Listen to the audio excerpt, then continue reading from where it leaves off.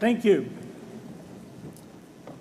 President Bach, former President Rudenstein, incoming President Faust, members of the Harvard Corporation and the Board of Overseers, members of the faculty, parents, and especially the graduates. I've been waiting more than 30 years to say this. Dad, I always told you I'd come back and get my degree.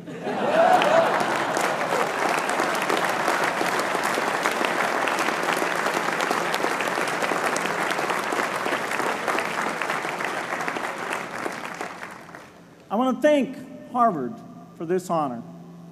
I'll be changing my job next year, and it will be nice to finally have a college degree on my resume. I applaud the graduates for taking a much more direct route to your degrees.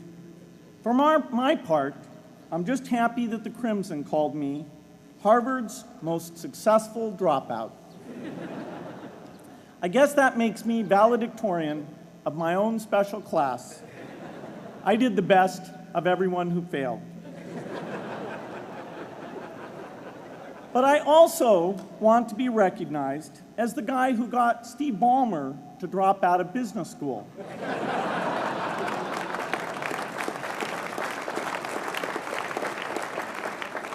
I'm a bad influence. That's why I was invited to speak at your graduation. If I'd spoken at your orientation, fewer of you might be here today.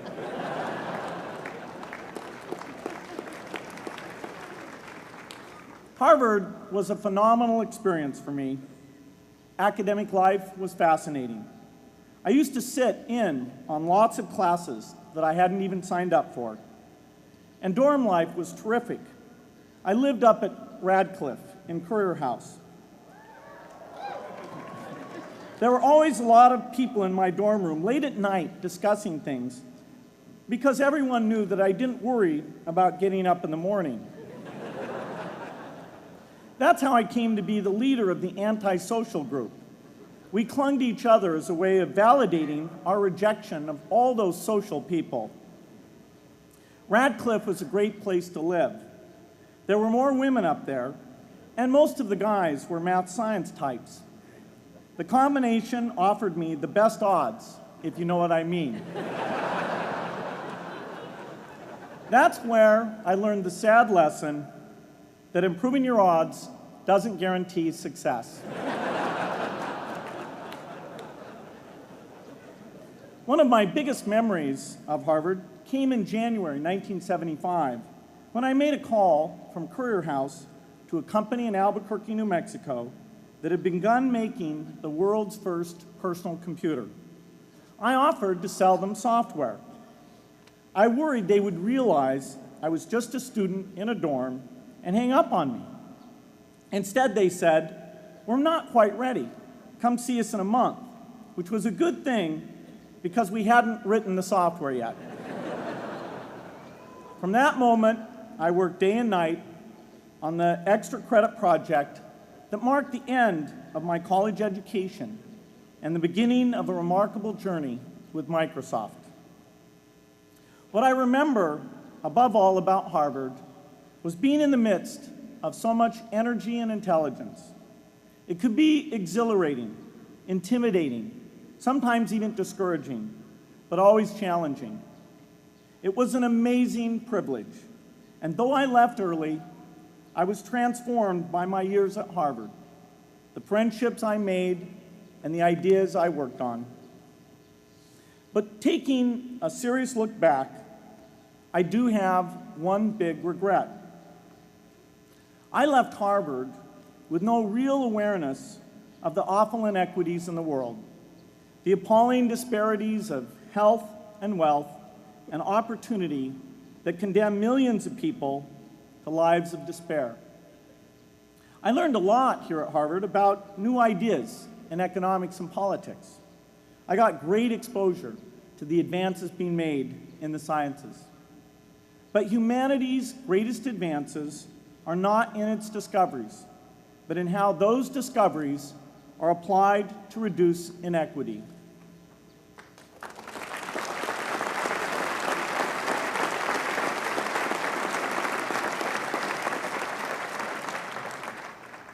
Whether through democracy, strong public education, quality health care, or broad economic opportunity, reducing inequity is the highest human achievement.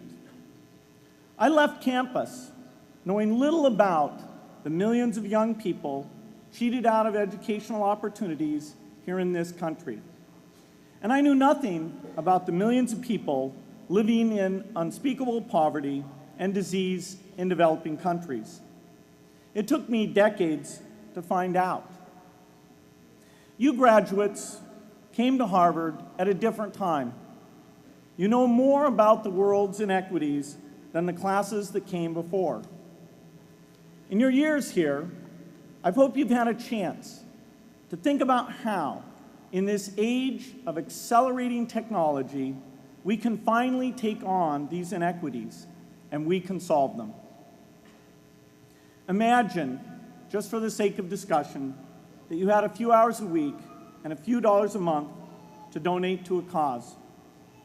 And you wanted to spend that time and money where it would have the greatest impact in saving and improving lives. Where would you spend it? For Melinda and I, the challenge is the same. How can we do the most good for the greatest number with the resources we have? During our discussions on this question, Melinda and I read an article about the millions of children who are dying every year in poor countries from diseases that we had long ago made harmless in this country: measles, malaria, pneumonia, hepatitis B, yellow fever. One disease that I had never heard of, rotavirus, was killing 500,000 children each year, none of them in the United States. We were shocked. We had assumed that if millions of children were dying and they could be saved, the world would make it a priority to discover and deliver the medicines to save them. But it did not. For under $1, there were interventions that could save lives that just weren't being delivered. If you believe that every life has equal value, it's revolting to learn that some lives are seen as worth saving and others are not. We said to ourselves, this can't be true, but if it is true, it deserves to be the priority of our giving. So we began our work in the same way anyone here would begin it. We asked, how could the world let these children die? The answer is simple and harsh. The market did not reward saving the lives of these children, and governments did not subsidize it. So the children died because their mothers and fathers had no power in the market and no voice in the system. But you and I have both. We can make market forces work better for the poor if we can develop a more creative capitalism. If we can stretch the reach of market forces so that more people can make a profit, or at least earn a living, serving people who are suffering from the great inequities. We can also press governments around the world to spend taxpayer money in ways that better reflect the values of the people who pay the taxes. If we can find approaches that meet the needs of the poor in ways that generate profits for business and votes for politicians, we will have found a sustainable way to reduce inequity in the world. Now, this task is open-ended. It can never be finished. But a conscious effort to answer this challenge can change the world. I'm optimistic that we can do this. But I talk to skeptics who claim there is no hope. They say, inequity has been with us since the beginning and will be with us until the end, because people just don't care. I completely disagree. I believe we have more caring than we know what to do with. All of us here in this yard, at one time or another, have seen human tragedies that broke our heart, and yet we did nothing, not because we didn't care, but because we didn't know what to do. If we had known how to help, we would have acted. The barrier to change is not too little caring. It is too much complexity. To turn caring into action, we need to see a problem, see a solution, and see the impact. But complexity blocks all three steps. Even with the advent of the internet and 24-hour news, it is still a complex enterprise to get people to truly see the problems. When an airplane crashes, officials immediately call a press conference. They promise to investigate, determine the cause, and prevent similar crashes in the future. But if the officials were brutally honest, they would say, of all the people in the world who died today from preventable causes, 0.5% were on this plane. We're determined to do everything possible to solve the problem that took the lives of the 0.5%. The problem is not just the plane crash, but the millions of preventable deaths. We don't read much about these deaths. The media covers what's new, and millions of people dying is nothing new. So it stays in the background where it's easy to ignore. But even when we do see it or read about it, it's difficult to keep our eyes on the problem. It's difficult to look at suffering if the situation is so complex that we don't know how to help. And so we look away. If we can really see a problem, which is the first step, we come to the second step, cutting through the complexity to find a solution. Finding solutions is essential if we want to make the most of our caring. If we have clear and proven answers anytime an organization or individual asks, "How can I help?" then we can get action, and we can make sure that none of the caring in the world is wasted. But complexity makes it hard to mark a path of action for everyone who cares, and makes it hard for their caring to matter.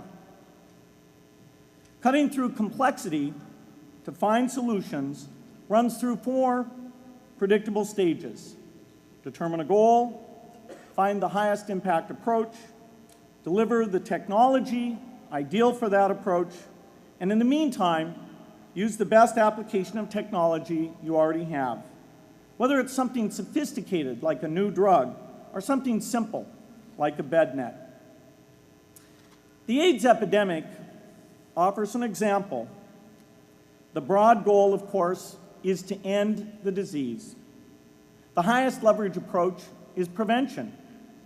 The ideal technology would be a vaccine that gives lifelong immunity with a single dose. So governments, drug companies, and foundations are funding vaccine research. But their work is likely to take more than a decade. So in the meantime, we have to work with what we have in hand, and the best prevention approach we have now is getting people to avoid risky behavior. Pursuing that goal starts the 4-step cycle again. This is the pattern. The crucial thing is to never stop thinking and working, and never do what we did with malaria and tuberculosis in the 20th century, which is to surrender to complexity and quit. The final step, after seeing the problem and finding an approach, is to measure the impact of the work and to share that, success or failure, so that others can learn from the efforts. You have to have the statistics, of course. You have to be able to show, for example, that a program is vaccinating millions more children. You have to be able to show, for example, a decline in the number of children dying from the diseases.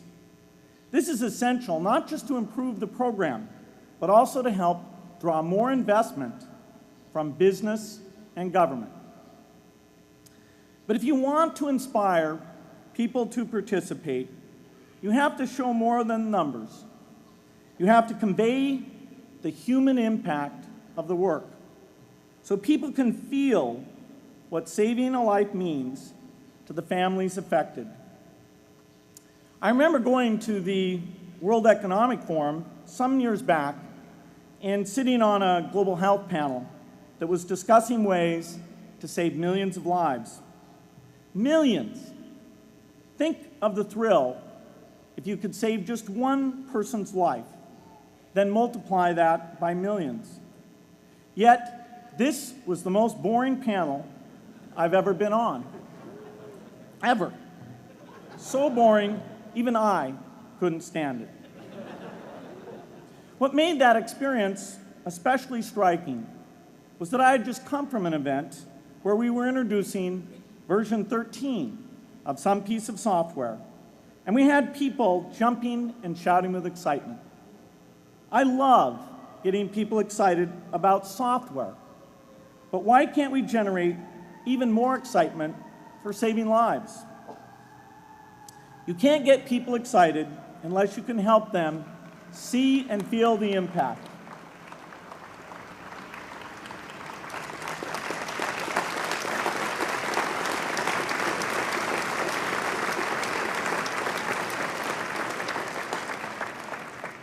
The way to do that is another complex question. Still, I'm optimistic. Yes, inequity has been with us forever, but the new tools we have to cut through complexity have not been with us forever. They are new. They can help us make the most of our caring, and that's why the future can be different from the past. The defining and ongoing innovations of this age, biotechnology, the personal computer, and the internet, give us a chance we've never had before to end extreme poverty and end death from preventable disease. 60 years ago, George Marshall came to this commencement, and he announced a plan to assist the nations of post-war Europe.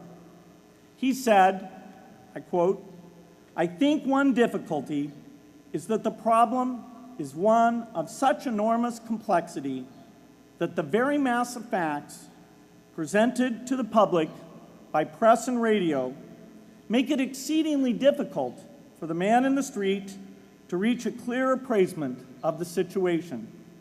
It is virtually impossible at this distance to grasp at all the real significance of the situation." 30 years after Marshall made his address, which was 30 years ago, as my class graduated without me, technology was emerging that would make the world smaller, more open, more visible, less distant.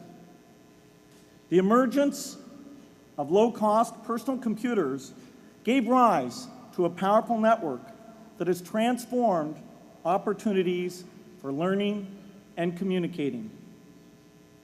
The magical thing about this network is not just that it collapses distance and makes everyone your neighbor. It also dramatically increases the number of brilliant minds we can bring in to work together on the same problem. And it scales up the rate of potential innovation to a staggering degree.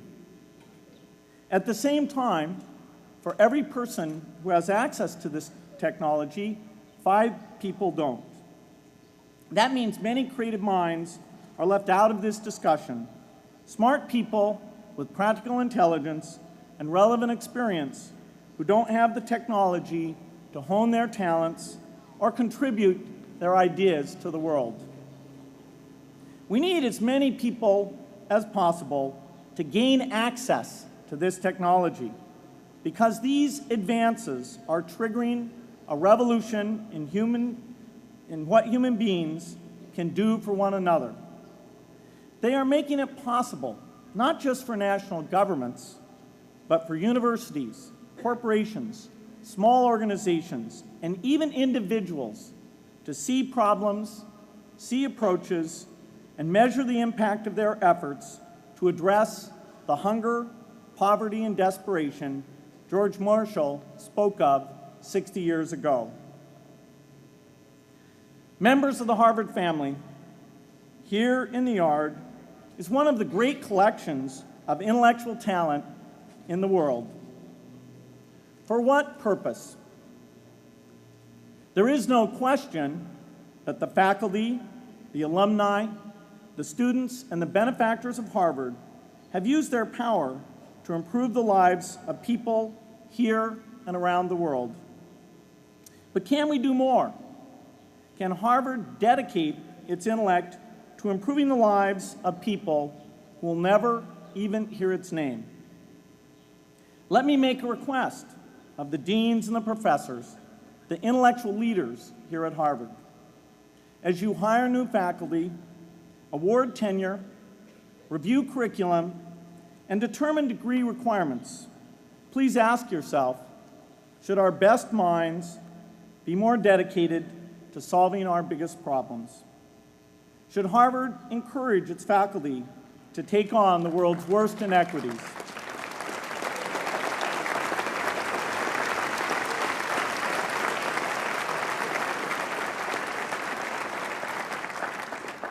Should Harvard students know about the depth of global poverty, the prevalence of world hunger, the scarcity of clean water, the girls kept out of school, the children who die from diseases we can cure? Should the world's most privileged learn about the lives of the world's least privileged? These are not rhetorical questions.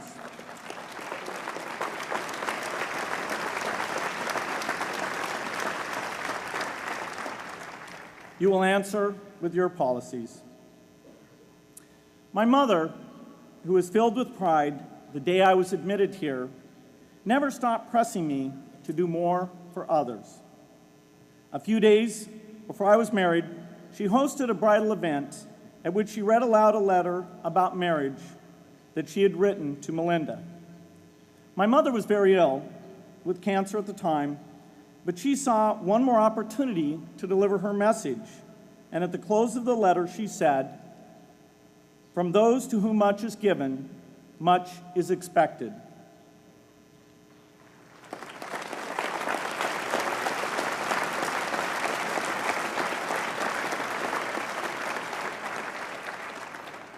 When you consider what those of us here in this yard have been given in talent, privilege, and opportunity, there is almost no limit to what the world has a right to expect from us.